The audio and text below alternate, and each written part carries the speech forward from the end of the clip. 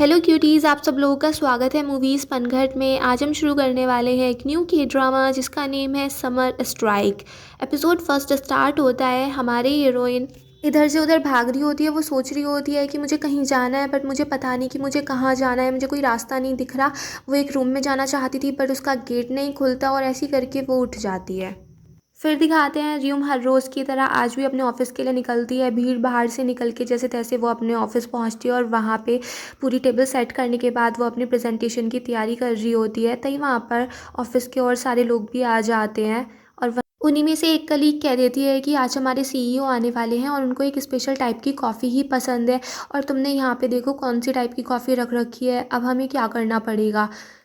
Rheum जो अभी presentation की तैयारी कर रही थी वो कहती है कि मैं अभी ले आती हूँ। फिर वो वहाँ से भाग के जाती है और कॉफ़ी लेने के लिए काफ़ी भागम भाग करती है। फिर जब वो वापस आती है तो देखती है कि प्रेजेंटेशन तो स्टार्ट हो चुकी है और वही लेडी प्रेजेंटेशन दे रही होती है। तो फिर रियूम ऑफिस के अंदर भी नहीं जाती और वो वही अपना मुँह छिपा के बैठ जाती है। मीटिंग के बाद सीईओ बड़े खुश होते हैं कि तुमने बहुत अच्छी प्रेजेंटेशन दी। रियूम भी उनके सामने आना चाह रही थी बट उसका टीम लीडर उसको सामने आने नहीं देता और ऐसे ही थैंक यू बोल देता है। रियूम को वो लोग सामने भी नहीं आने देते और फिर वो रियूम से कहते हैं कि तुम जैसे ही गई तभी सीईओ आ गए और हमें प्रेजेंटेशन स्टार्ट करनी पड़ी। तुम्हारा टॉपिक बहुत अच्छा था, वो सीईओ को बहुत पसंद आया। वो सारी जो प्रेजेंटेशन थी वो रियूम ने तैयार की थी बट उसको इसका बिल्कुल भी क्रेडिट नहीं मिलता।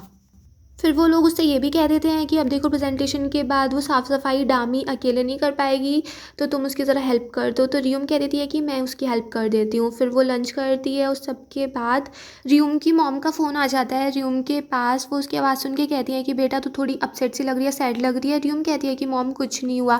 फिर उसकी मॉम कहती है कि बेटा ढंग से खा लिया कर, पता नहीं तूने अभी कुछ ख़त्म करा नहीं करा, मैं तेरे लिए फिर से किमची भेज दूँ क्या। रियूम कहती है मॉम अभी तो पहले वाली थोड़ी बची है। तो उसकी मॉम कहती है और अच्छे से खा लेना। तभी वहाँ पे उसको आवाज़ आ जाती है कि उसकी मॉम रेस्टोरेंट में काम कर रही हैं। तो वो अपनी मॉम से कहती है कि मॉम प्लीज़ आप रेस्टोरेंट में काम करना छोड़ दो ना, बट उसकी मॉम कहती है कि अभी मेरा ब्रेक ओवर हो गया है और फिर वो अपना फ़ोन कट कर देती हैं। फिर दिखाते हैं रियूम अपने बॉयफ्रेंड से मिलती है। वो अपने बॉयफ्रेंड के लिए सूची लाई होती है उसके फेवरेट रेस्टोरेंट से। उसका बॉयफ्रेंड उसकी तरफ ऐसे देख के करता है कि इस लड़की का मैं क्या करूं। फिर वो उसको साथ में ले जाता है एक जगह पे डिनर कराने के लिए। वहाँ पे रियूम सारी बातें बता रही होती है, उसको ये भी बताती है कि आज सुबह उसके साथ क्या हुआ। उसकी प्रेजेंटेशन किसी और ने दिखा दी और रियूम ऐसी बाहर रह गई।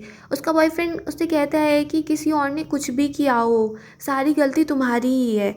अगर जब तुम आ गई थी, वो सारी कॉफ़ी लेके आ गई थी, तो तुम्हें उसी टाइम ऑफिस के अंदर घुस जाना चाहिए था। तब सीईओ को लगता है कि ये कौन लड़की आ गई और फिर तुम अपनी प्रेजेंटेशन देना शुरू कर देती तो सीईओ तुमसे इम्प्रेस हो जाते। मगर गलती तो तुम्हारी ही है, तुम बाहर क्यों बैठ गई, तुम अंदर ही क्यों नहीं गई। कोई तुम्हें कैसे भी ट्रीट कर ले, मगर जब तुम ऐसा करना ही चाहोगी तो कोई और क्या कर सकता है। रियोम अपने बॉयफ्रेंड से कहती है कि आज ऐसा पहली बार हो रहा है, मुझे पता है तुम्हें लेक्चर देना पसंद है, तुम मुझे सारी बातें समझाते रहते हो, मगर गुस्से में तो तुमने ये काम कभी नहीं किया। उसका बॉयफ्रेंड कहता है कि मैं तुमसे थक चुका हूँ, मैं परेशान हो चुका हूँ। फिर दिखाते हैं रियूम जब अपने घर जा रही थी, वो ट्रेन में ही थी, तो वो अपने बॉयफ्रेंड के बारे में सोच रही थी कि वो और उसका बॉयफ्रेंड कॉलेज में मिले थे, वो 6 साल से डेटिंग कर रहे हैं, बट टाइम के साथ साथ वो दोनों भी बदल गए। फिर रात को रियूम जब अपने बेड पे लेटी हुई थी, वो यही सोच रही थी कि उसके बॉयफ्रेंड को अब शायद वो बिल्कुल भी पसंद नहीं रही। अब वो शायद किसी और को पसंद करता हो या फिर उनके बीच जो अट्रैक्टिवनेस थी वो बिल्कुल ख़त्म हो चुकी है। वो अपने बॉयफ्रेंड से उसको मैसेज कर रही होती है, फिर मगर उसके बॉयफ्रेंड का ही मैसेज आ जाता है। वो उससे कह देता है कि अब हमें थोड़े टाइम के लिए ब्रेक लेना चाहिए। ऐसे ही करते हुए दुखी हुई रियूम सो जाती है। फिर दिखाते हैं हमारा मेल लीड जो सुबह होते ही उठ जाता है और फिर रनिंग के लिए निकल जाता है। फिर दिखाते हैं रियूम जब ऑफिस में होती है, उसका मन नहीं लग रहा होता, तो टीम लीडर उसको बुला लेता है और वो उसको बहुत डांटता है कि तुम्हारी हिम्मत कैसी हुई कि तुमने प्रिंटिंग शॉप चेंज कर दी, तुमने इस बारे में मुझसे पूछा, तुम्हें पता है मैंने तुम्हें अपनी टीम में क्यों लिया था, क्योंकि मुझे पता था तुम इंटेलिजेंट तो हो नहीं, मगर अगर तुम्हें कोई काम दिया जाए तो तुम गाय की तरह वो सिर झुका के काम आराम से करती रहती हो, तो तुमने अपना यहाँ पे दिमाग लगाने की कोशिश कैसे की। और फिर वो रियूम को डांट के वहाँ से चला जाता है। रियूम अपने घर पहुँचती है, ऐसी उसकी सैड सी लाइफ चल रही होती है, तभी उसके पास फ़ोन कॉल आता है। उसको पता चलता है कि उसकी मॉम की डेथ हो चुकी है। वो अपनी मॉम को देखने जाती है और वहीं पे बेचारी रोने लगती है। वो एक बात याद करती है कि जब वो और उसकी मॉम एक बार लेटे हुए थे, तो रियूम की मॉम बात कर रही थी कि जैसे ही तुम्हारे डैड वापस आ जाएंगे फिर सारे काम वही किया करेंगे और मैं बस घर पे आराम से ऐसी रहा करूँगी और मैं बस सोती रहा करूँगी। रियूम कहती है कि मॉम बड़े होके मैं आपके लिए बहुत सारे पैसे कमाऊँगी, फिर आप कुछ भी काम नहीं करोगे और आपका जो मन होगा वो सब होगा। आप जिस बीचेस पे घूमना चाहोगी वहाँ पे मैं आपको घुमाऊँगी, आप जिन फ्लावर्स को देखना चाहोगी मैं उन सबको दिखाऊँगी। फिर दिखाते हैं फ्यूनरल के टाइम पे रियम का एक्स बॉयफ्रेंड भी आता है। रियम उसको देख के थोड़ी खुश थी, वो उससे कहती है कि मुझे यकीन नहीं था तुम आ जाओगे। रियम का एक्स बॉयफ्रेंड कह देता है कि मैं यहाँ पर ज़्यादा टाइम तो नहीं रुक सकता हूँ, बट प्लीज़ अपना ध्यान रखना। इस सब के बाद थोड़ा बहुत कुछ खा लेना, जब तुम्हें नींद आए तब सो जाना और भूख लगे तो कुछ ज़रूर खा लेना, और फिर वहाँ से चला जाता है। फ्यूनरल के बाद जब रियम घर पे जाती है उसको एक पार्सल मिलता है। जब वो उसको खोलती है तो उसमें उसकी मॉम ने उसके लिए काफ़ी सारी साइड डिशेस भेजी थी। वो होती है, उसमें एक नोट भी रखा हुआ था जिसमें उसकी मॉम ने लिखा था कि मुझे पता है मेरी बेटी तुम बहुत ज़्यादा आजकल थकी हुई सी लग रही थी और तुम्हें घर पे बर्थडे पे आने की भी ज़रूरत नहीं है। ये सारी डिशेस मैंने तुम्हें चीयर करने के लिए भेजी हैं और बेटा मैं तुमसे बहुत ज़्यादा प्यार करती हूँ। और फिर इस नोट को पढ़ने के बाद रियम बहुत ही ज़्यादा रोने लगती है।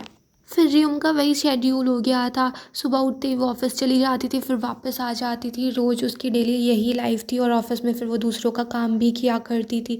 दूसरी साइड उसके साथ बस यही हो रहा था कि जैसे रोज़ सुबह को सूरज निकलता था रात को छिप जाता था, वैसे ही रियम की लाइफ थी। और दूसरी साइड हमारे हीरो की लाइफ भी कुछ ऐसी ही थी।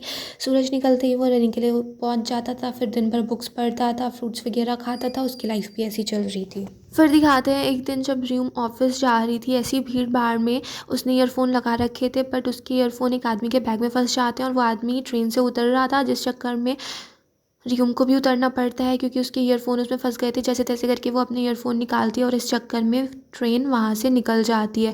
रियम दूसरी ट्रेन का वेट करने लगती है, तभी उसको कुछ पत्ते वगैरह दिखते हैं तो वो पीछे देखती है कि पेड़ों के पत्ते ऐसे झड़ रहे थे क्योंकि स्प्रिंग चल रहा था। फिर वो अपनी टीम लीडर को भी मैसेज करने वाली थी कि वो आज थोड़ी लेट हो जाएगी, बट फिर वो ऐसा नहीं करती और फिर वो डिसाइड कर लेती है कि आज वो ऑफिस नहीं जाएगी और फिर दूसरी साइड जाने वाली ट्रेन में बैठ जाती है। उसमें बैठ के उसको बहुत ही अच्छा लगता है क्योंकि यहाँ पर सीट की भी कोई प्रॉब्लम नहीं थी, यहाँ पे कोई भीड़ भाड़ नहीं थी, सब बहुत पीसफुल था। उसको इस ट्रेन में बैठ के ऐसा लगता है कि वो जैसे किसी दूसरी ही दुनिया में चली गई हो। फिर रियम घर पे आती है और उसका टीम लीडर उसको काफ़ी सारे मैसेज फ़ोन वगैरह कर रहा होता है। फिर रियम उससे कह देती है कि अब वो नौकरी छोड़ रही है। नेक्स्ट डे रियम ऑफिस में अपने सामान कलेक्ट करने के लिए जाती है और वहाँ पे डामी उससे कहती है कि अब तुम चली जाओगी तो मैं सब कुछ कैसे संभालूंगी, क्योंकि अब सारे काम डामी को करने के लिए मिल जाते हैं। फिर दिखाते हैं रियम का टीम लीडर उसको मीटिंग रूम में लेके जाता है और साथ साथ में पीछे वो लड़की भी पहुँच जाती है। वो दोनों मिलके रियम से कहते हैं कि तुम्हें ऐसी नौकरी नहीं छोड़नी चाहिए, थोड़े टाइम के लिए ब्रेक ले लो बट ऐसे अपना कैरियर बीच में ही मत छोड़ो। बट रियम कह देती है कि मुझे नौकरी छोड़नी ही है। टीम लीडर उसको काफ़ी समझाता है कि मैं तो तुम्हें अपनी बहन की तरह मानता हूँ और मैं तो तुम्हें अच्छी सीख ही दे रहा हूँ, मैंने भी तुम्हारी तरह एक छोटे कॉलेज से पढ़ाई की है और तुम्हें तो बस एक ही काम करना था, मेरे पीछे खड़े होना था और मैं तुम लोगों को बहुत ऊंचाई तक पहुँचा देता। बट रियम कह देती है कि अभी मुझे देर हो रही है और मुझे सीईओ से भी मिलना है। जैसे ही रियम वहाँ से जा रही थी टीम लीडर उस पर गुस्सा करने लगता है कि थोड़े से अच्छे से बात क्या कर ली, इसका तो दिमाग ही चढ़ गया, अब भी कितनी बेवकूफ़ है, इसको अभी भी बात समझ में आ नहीं रही क्या।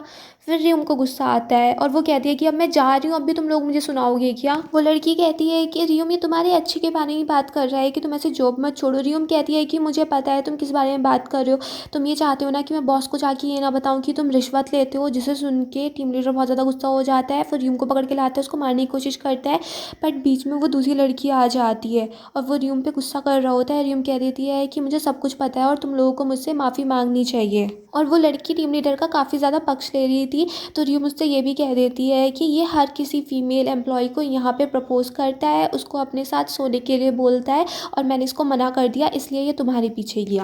फिर वो टीम लीडर दूसरी लड़की से कह ही रहा होता है कि ये सब कुछ झूठ बोल रही है, मैंने ऐसा कभी कुछ नहीं किया। रियम कहती है मेरे पास अभी भी टेक्स्ट मैसेज हैं वो वाले। वो लड़की कहती है दिखाओ मुझे अपना फ़ोन। फिर वो टीम लीडर उसको ऐसे ही मना रहा होता है, तभी वहाँ पे डामी आ जाती है और वो कहती है कि रियम को सीईओ बुला रहे हैं। टीम लीडर रियम से कह देता है कि अगर मैं तुमसे माफ़ी मांग लूँ तो तुम यहाँ पर सब कुछ छोड़ दोगी ना, मुझे परेशान नहीं करोगी।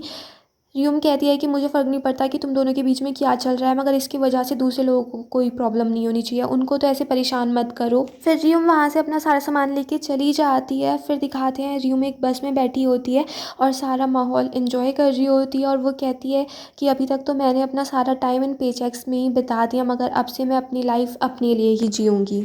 ऑफिस में दिखाते हैं टीम लीडर डामी को और ज़्यादा काम दे रहा होता है, तभी सबके फ़ोन पे एक मैसेज आ जाता है जिसमें वो स्क्रीनशॉट थे जो उसने रियूम को भेजे थे और सबको पता चल जाता है कि ये टीम लीडर कैसा इंसान है।